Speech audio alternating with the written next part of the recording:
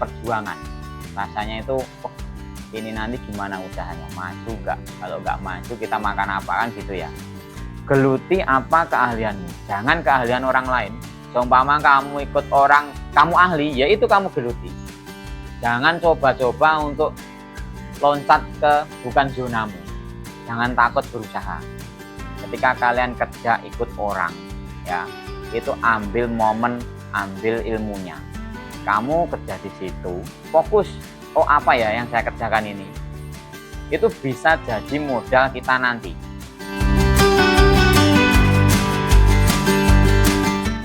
Nama saya Galih Setyo Nugroho, umur 31 tahun, pekerjaan sekarang perangkat desa, terus alamat Dukuh Kerajaan 2, Desa Jimbe, Kecamatan Jenangan, Ponorogo. Awal mulanya coba-coba iseng ya, karena saya dulu kerja ikut orang ya, istri saya juga kerja ikut orang, terus iseng-iseng jahit tas, ceritanya gitu. Awal mulanya gitu, awal mula istri belajar jahit tas, terus kemudian saya dukung. Ketika kita sudah menikah, kita memutuskan untuk memulai usaha jahit tas itu di tahun 2018.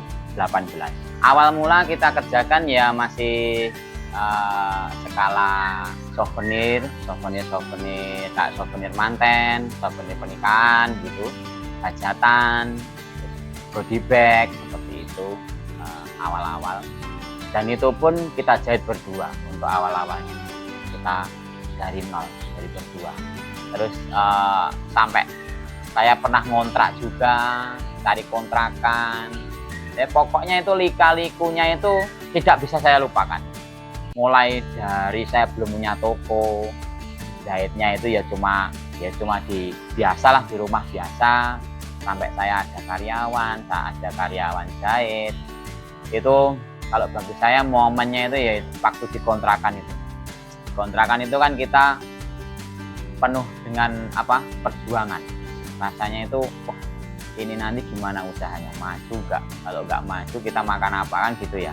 Makanya kita berjuang sekuat tenaga. Maksudnya berjuang itu memberikan servis terbaik pada customer, terus mencari lagi customer yang online itu gimana caranya kita gali lagi, ataupun kita menggunakan Facebook, Instagram, terus promosi yang prabayar itu, yang berbayar itu kita pakai itu ya. Akhirnya seperti inilah Jari Manis ya, masih bisa bersaing. Makanya kalau saya itu momen yang paling ya di waktu ngontrak dan lain-lain itu memang perjuangan banget, perjuangan dari nol banget.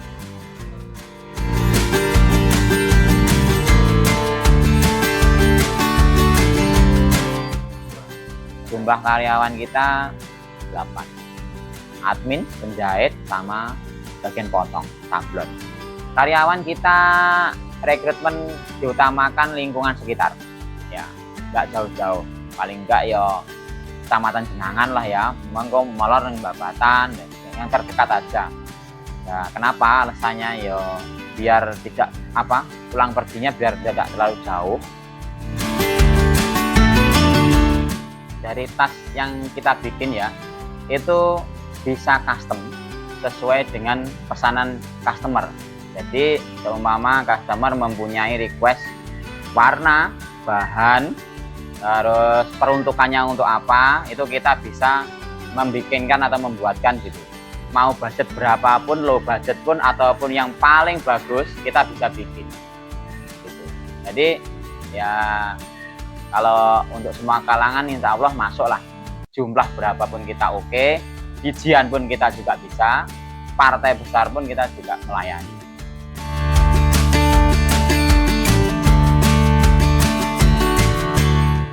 Selama ini ya 7 tahun ini, awal-awal kita berjalan di Instagram, kita endorse selebgram ya, seperti yang terkenal di wilayah sini dulu, Ponorogo. Terus nanti kita merambah ya mungkin Madiun, kemarin juga ke Mas Dori Harsa kita pernah gitu kan.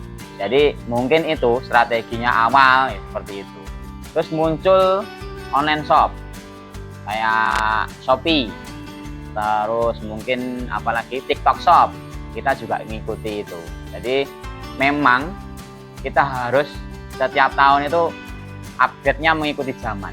Ini apa ya, kita pakai apa namanya, TikTok Shop online ya, kita jualan online, sama Shopee online itu, nah kita jualan itu. Terus model tasnya kita juga harus update. Oh, yang lagi ngetren di tahun ini apa, yang lagi booming apa. Kadang malah model itu kadang kembali ke jadul, makanya kita harus tanggap dengan antusias customer di tahun-tahun yang kita lalui seperti itu.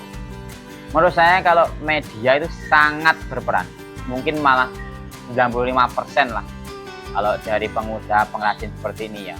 Kalau offline store juga kita ready, cuma untuk menjangkau customer yang lebih luas tetap media sosial itu yang utama. Nah, kita jaga itu foto produk, itu upload foto, video produk itu memang harus semenarik mungkin supaya customer merasa terpercaya gitu dengan produksi yang kita lakukan. Kalau orderannya banyak, kita biasakan untuk kirim sampling dulu, sampling produk. Jadi ketika customer itu pesan model, bahan, warna, dan kita bikinkan sampelnya dulu. Nah, nanti kan customer sudah pegang produknya dan mereka sudah merasa cocok, baru kita proses. Jadi untuk menjaga kesalahpahaman antara customer dan kita dari ukuran dan bahan. Jadi memang customer harus benar-benar lihat tasnya. Yang saya bicarakan ini karena customernya online ya. Jadi harus kirim mungkin ke Jakarta, Palembang, ke mana? Batam, maupun ke Madura. Kita sering keluar pulau juga sering, Bali ada juga. Jadi memang harus ya, kita biasakan untuk approving. Setelah itu pun setelah proses, kita biasakan untuk QC. Nah, kita mau kirim paket itu kita cek satu persatu. Kalau ada yang cacat, kami tahan. Karena namanya produksi kan pasti juga ada yang nggak reject gitu. Kita mempunyai pedoman, jangan sampai produk kita itu diterima customer itu dengan keadaan rusak. Tapi kalau rusak dalam pengiriman, nah ini beda lagi ya. Soalnya dari sini memang kita QC, nanti kita kembangkan lagi untuk packingnya lebih rapi.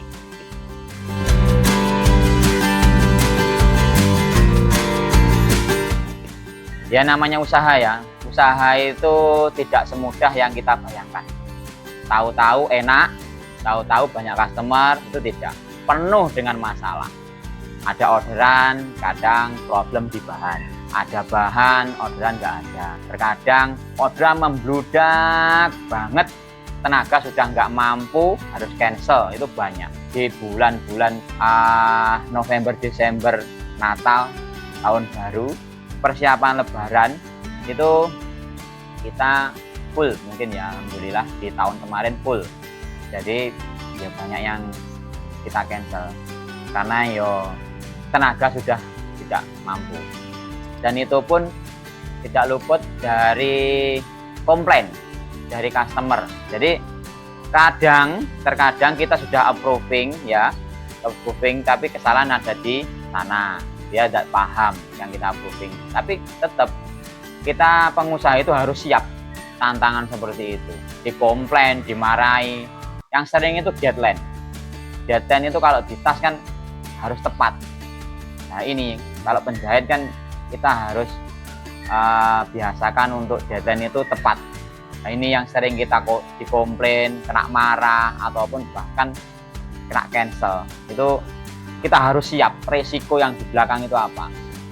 Jadi selama ini ya kita harus menunjukkan sikap yang petarung, jiwa petarung. Kalau memang kita salah, kalah ya kita ganti.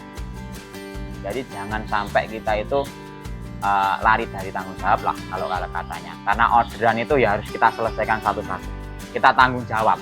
Kalau selama ini saya tetap ya itu jiwa petarung, siap tanggung jawab ada apa-apa. Kadang acaranya hari H, ya ini kita molor kan, permasalahannya nanti di kita. Pokoknya kita siap lembur, siap apalah, pokoknya siap tempur. Nah, itu kalau sudah jadi pengusaha itu memang seperti itu harusnya. Itu memang membangun kita. Kadang apa yang mereka order atau apa yang mereka komplain itu menjadikan kita terus berbenah. Tidak seperti itu aja. Jadi yang kemarinnya seperti ini, kita bisa update untuk mesinnya kita tambah mungkin, ataupun alatnya kita tambah. Dari motongnya, cara motongnya dulu pakai gunting, kita sekarang ya kita usahakan pakai plat. Itu sudah tinggal digedok-gedok aja. Kalau dompet kan digedok-gedok aja ya. Pisaunya ada aja itu. Kalau dulu kita ya ngater, potong akhirnya kan kurang rapi. Nah itu mungkin feedbacknya ya kurang rapi, komplain itu ya. Kita harus berbenah, jangan gitu-gitu aja. Kalau kita gitu-gitu aja ya kalah dengan keadaan. Terus pasti redup. Customer kalau komplain ya yang penting satu, komplainnya itu masih wajar Mas. Kalau komplainnya itu sudah di luar SOP yang kita terima, ya kita abaikan. Ya, kita kan diajari mulai awal kan kita sudah ada tes satu tas, ya loh. Tes produknya, contoh produknya kan sudah dilihat semua. Jadi kita ya cara kita cerdas ya, kalau komplainnya masih dalam line kita tanggapi. Kayak deadline-nya kita molor ya, kita berusaha. Kalau mau deadline ya kita lembur, kita usahakan lembur. Produknya kita jaga jangan sampai cacat. Rata-rata kalau kita sudah sesuai SOP, insya Allah ya tidak ada komplain terlalu signifikan ya. Kalau komplainnya di luar, loh warnanya kok harusnya merah, nggak proofing kan hitam, itu sudah kita tidak menanggapi, kita abaikan. Jadi miss-nya itu di mana? Kalau miss-nya di kita siap tanggung jawab. Paling deadline, ya toh, jahitan kurang rapi dan lain-lain, itu kita siap tanggung jawab, ganti walaupun barangnya masih baru, kita ganti baru lagi, nggak apa-apa.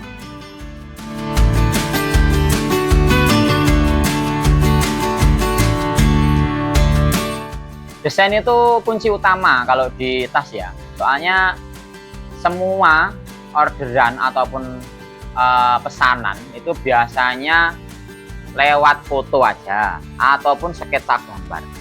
Nah, jadi memang kalau saya dulu kan basicnya kan desainer ya, walaupun saya desainernya masih ya standar biasa aja, tapi kita sangat penting untuk bagian desain itu, soalnya approving ke pelanggan itu biasanya dari warna ataupun apa, itu bisa kami sketsa dulu dari desain kayak body bag, tas kulit, mungkin itu seperti itu. Jadi terkadang juga tidak harus kita bikin dulu, kita bikin sketsanya di komputer untuk desainnya. Nah itu baru kita ajukan ACC ke customer.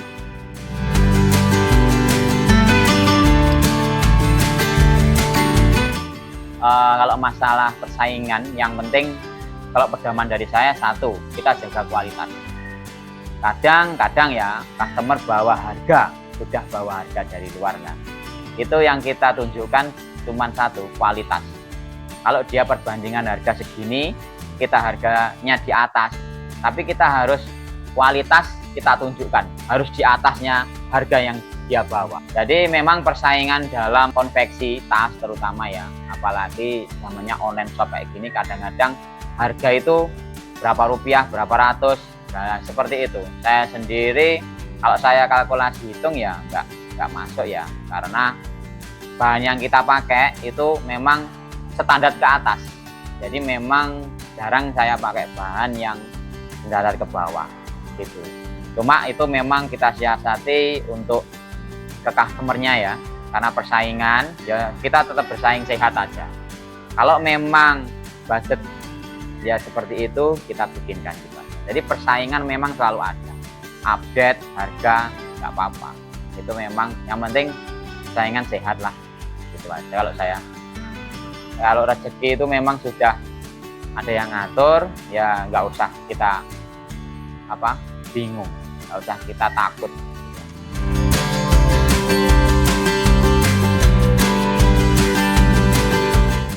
sedikit pesan dan sharing saya aja.